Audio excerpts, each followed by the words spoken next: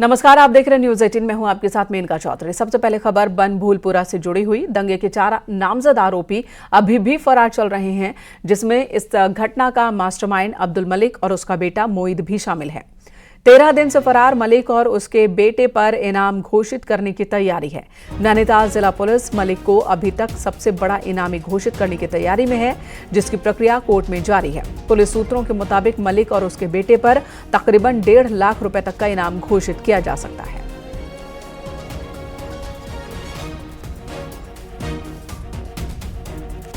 कुर्की हो चुकी है और अब कुर्की का जो आगे का प्रोसेस है वो कोर्ट में सबमिट किया जा रहा है। तो जैसे ही कोर्ट से ये कार्रवाई कंप्लीट होती है, आगे इनाम का और जो मफरूरी का है वो प्रोसेस हम आगे फॉलो करेंगे। कुर्की हो चुकी है और अब कुर्की का जो आगे का प्रोसेस है वो कोर्ट में सबमिट किया जा रहा है। तो जैसे ही कोर्ट से ये कार्रवाई कंप्लीट होती है, आगे इनाम का और जो मफरूरी का है वो प्रोसेस हम आगे फॉलो करेंगे। हल्द्वानी हिंसा का मुख्य आरोपी अब्दुल मलिक भगोड़ा घोषित है। मलिक की प्रॉपर्टी कुर्क हो चुकी है। पुलिस धरपकड़ कर रही है, लेकिन अब्दुल मलिक हाथ नहीं आ रहा। कांग्रेस प्रदेश अध्यक्ष करण माहरा ने अब्दुल मलिक को लेकर बड़ा दावा किया है। अब्दुल मलिक गुजरात में हो सकता है, ये कहना है माहरा का, लेकिन दिल्ली मुंबई को छोड़कर कोई गुजरात नहीं जा रहा। गुजरात में एक्शन से क्यों बचा जा रहा है, ये सवाल भी उन्होंने खड़े किए। वहीं बीजेपी प्रदेश अध्यक्ष महेंद्र भट्ट ने कहा कि अगर कांग्रेस को अब्दुल मलिक के ठिकाने की जानकारी है तो उन्हें एजेंसी को बताना चाहिए।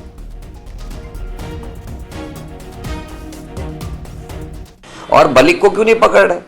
क्योंकि वो गुजरात में इस समय बड़े कारोबार को कर रहा है। तो क्या ऐसे लोगों का जो गुजरात में एक बार कारोबार कर रहे हैं या गुजरात के लोगों के साथ मिले जुले हुए हैं, उनके खिलाफ कार्रवाई इस राज्य में या इस देश में नहीं होगी? मलिक को अभी तक क्यों नहीं पकड़ा गया? बात तो यह है कि अगर गुजरात के अंदर है, उसकी जानकारी कांग्रेस के नेता के पास है, तो उनको संबंधित जो एजेंसी को बताना चाहिए। हम शुक्रगुजार करेंगे और कांग्रेस का आभार व्यक्त करेंगे कि ऐसे अभियुक्तों को पहचान वो कहां पर है, हमसे ज्यादा जानकारी उनके पास है। पिटाई पे भी अगर कांग्रेस को एक प्रकार से ईर्ष्या हो रही है, तो सोचिए कि उसमें कितना बड़ा षड्यंत्र कांग्रेस का था। पौड़ी में नाबालिग लड़की से रेप की वारदात सामने आई। मामले का खुलासा तब हुआ जब नाबालिग को पेट में दर्द हुआ, जिसके बाद परिजनों ने उसे अस्पताल में भर्ती करवाया, जहां नाबालिग ने एक बच्चे को जन्म दिया है। जिसके बाद परिजनों ने थाने में केस दर्ज करवाया। पीड़िता के मुताबिक आरोपी ट्रक ड्राइवर है और शादी का झांसा देकर उसने रेप किया था। पुलिस ने पॉक्सो एक्ट के तहत केस दर्ज किया है। हॉस्पिटल है, वहाँ से थाने को एक मेमो प्राप्त हुआ जिसमें एक नाबालिग की डिलीवरी के बारे में बताया गया था। तो उसमें संबंधित थाना प्रभारी द्वारा इनिशिएटिव लेते हुए तुरंत ही जो है उनके द्वारा एक तहरीर जो है ली गई और मुकदमा पंजीकृत किया गया और आगे की इसमें विधिक कार्रवाई की जा रही। इधर बाजपुर के केलाखेड़ा अंतर्गत महोली गांव में चुनावी रंजिश को लेकर 2 पक्षों में फायरिंग हुई, जिसमें एक पक्ष के 3 युवक जख्मी हो गए।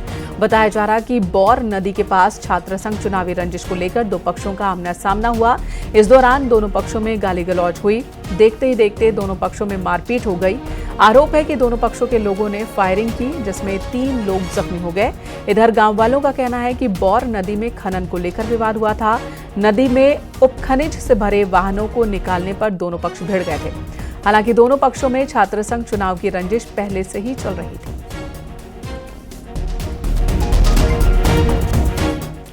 खबर देहरादून से। यहां पुलिस ने एक फर्जी अधिकारी को गिरफ्तार किया, जो खुद को राज्य संपत्ति विभाग का अधिकारी बताता था।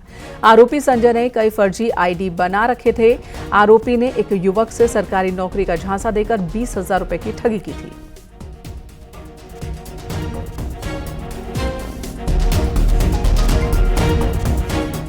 सीएम पुष्कर सिंह धामी मंगलवार को अपनी कैबिनेट के साथ रामनगरी पहुंचे, जहां उन्होंने रामलला के दर्शन किए। साथ ही हनुमानगढ़ी में भी दर्शन पूजन किया।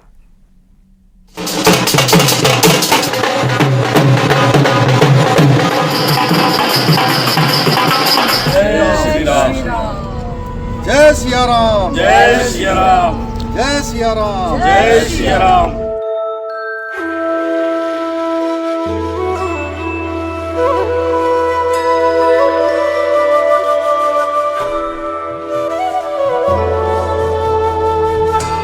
सीएम पुष्कर सिंह धामी अपने कैबिनेट मंत्रियों के साथ मंगलवार को रामनगरी अयोध्या पहुंचे। जहां एयरपोर्ट पहुंचते ही प्रशासन और बीजेपी कार्यकर्ताओं ने उनका भव्य स्वागत किया।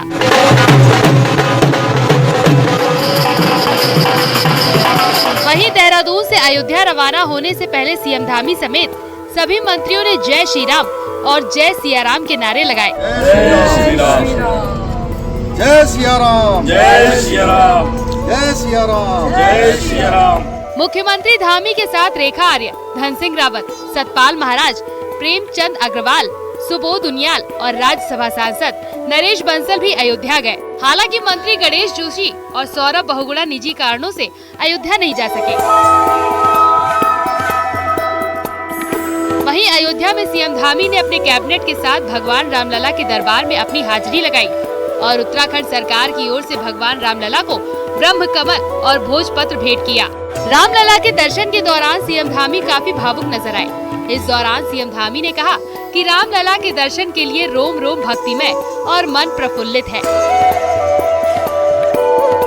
आपको बता दें कि प्राण प्रतिष्ठा के बाद ही सीएम धामी और उनके कैबिनेट के अयोध्या जाने की तैयारी थी, लेकिन अयोध्या में उमड़ी भारी भीड़ के चलते कार्यक्रम को स्थगित करना पड़ा था। Bureau report, news 18।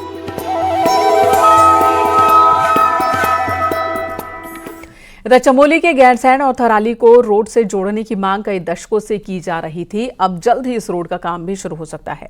CM Pushkar Singh Dhami ने इसके लिए जल्द काम शुरू करने के विभागों को निर्देश दिए। रोड के लिए कई दिनों से गांव वाले आंदोलन भी कर रहे थे। ग्रामीण 4.5 किलोमीटर लंबी सड़क बनाने की मांग लंबे वक्त से कर रहे हैं, जिसके बन जाने से उन्हें 140 किलोमीटर के लंबे चक्कर से मुक्ति मिल सकती है। ये 4.5 किलोमीटर की सड़क अगर बन जाती है तो स्थानीय जनता को 140 किलोमीटर लंबे फेरे से मुक्ति मिलेगी। 2 हफ्ते से ये आंदोलन चल रहा है। इस संबंध में मैंने माननीय मुख्यमंत्री जी से भेंट की। माननीय मुख्यमंत्री जी ने सचिव लोक निर्माण विभाग को निर्देशित किया है कि वे इस संबंध में शीघ्र कार्रवाई करके उन्हें अवगत कराएं। उत्तराखंड से राज्यसभा सदस्य के लिए बीजेपी के उम्मीदवार महेंद्र भट्ट निर्विरोध निर्वाचित हो चुके हैं। राज्यसभा सदस्य के पद के लिए किसी भी दल ने कोई उम्मीदवार खड़ा नहीं किया था और ऐसे में बीजेपी के प्रदेश अध्यक्ष महेंद्र भट्ट निर्विरोध चुने गए। न्यूज़ 18 से बातचीत के दौरान महेंद्र भट्ट ने केंद्रीय नेतृत्व की उम्मीदों और उत्तराखंड के लोगों की अपेक्षाओं को पूरा करने की बात की। ईश्वर से एक प्रकार से मैं कहूँगा कि मेरे लिए बहुत सौभाग्य का दिन है और मेरे नेतृत्व ने जो उत्तरदायित्व मुझे दिया है मैं उत्तरदायित्व पर खरा उतर सकूं, इसका मेरा प्रयास रहेगा। मैं प्रदेश के सभी जनता को भी हार्दिक बधाई देता हूं कि मेरे योग्य जो भी काम होंगे उन कार्यों को धरा पर उतर जाए, इसके मेरा प्रयास रहेगा। और क्योंकि मुख्य विपक्षी दल ने भी कोई नामांकन नहीं किया, आज मैं उनको बधाई देता हूँ। किसान आंदोलन का असर कहीं लोकसभा चुनाव पर न पड़े, इसलिए प्रदेश के 10 लाख से ज्यादा किसानों के बीच बीजेपी गांव-गांव जाकर चौपाल लगाएगी।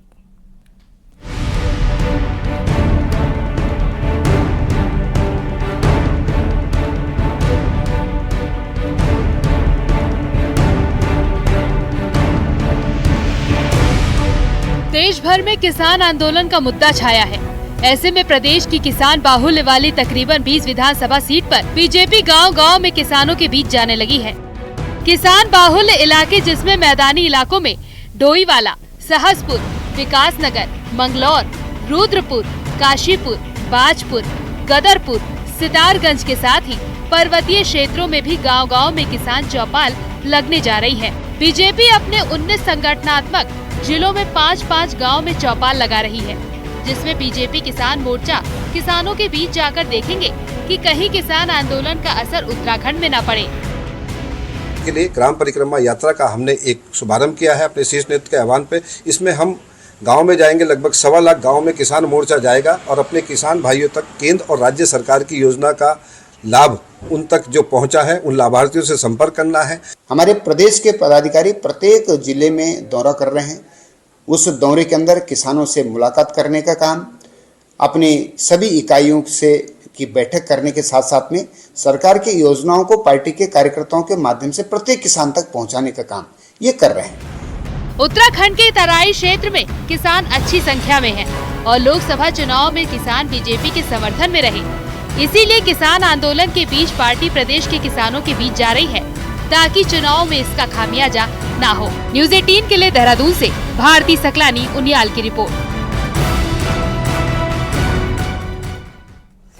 लोकसभा चुनाव में किसी भी तरह का व्यवधान ना हो, साथ ही चुनाव को प्रभावित करने वाले अपराधियों पर पुलिस की नजर रहे, जिसे देखते हुए बॉर्डर कोऑर्डिनेशन मीटिंग बुलाई गई। इस मीटिंग में सिरमौर, शिमला, बिजनौर, सहारनपुर, मुजफ्फरनगर, हरिद्वार, देहरादून, पौड़ी और उत्तरकाशी जिलों की पुलिस मौजूद थी।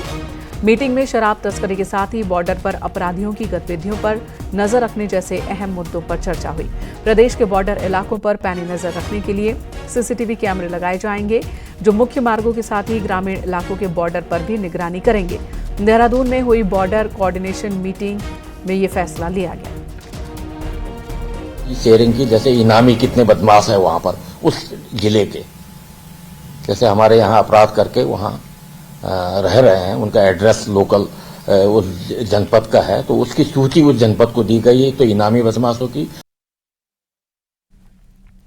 बद्रीनाथ धाम में एक बार फिर से जबरदस्त बर्फबारी हुई है, जिसकी तस्वीर भी सामने आई है। तस्वीरों में हम आपको दिखाते हैं किस तरह से, देखिए, हर तरफ धाम में बर्फ ही बर्फ है। बर्फबारी के बाद बद्रीपुरी की वादियां और भी खूबसूरत दिख रही हैं। बर्फबारी के बाद पूरी घाटी कड़ाके की ठंड से भी जूझ रही है।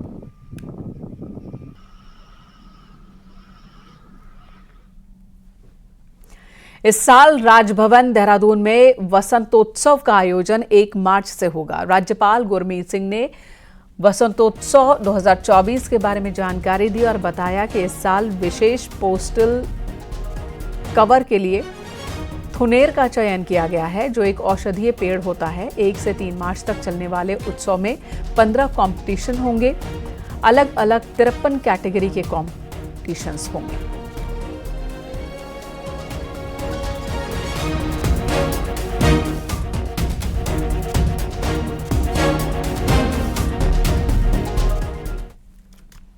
यहाँ रुके।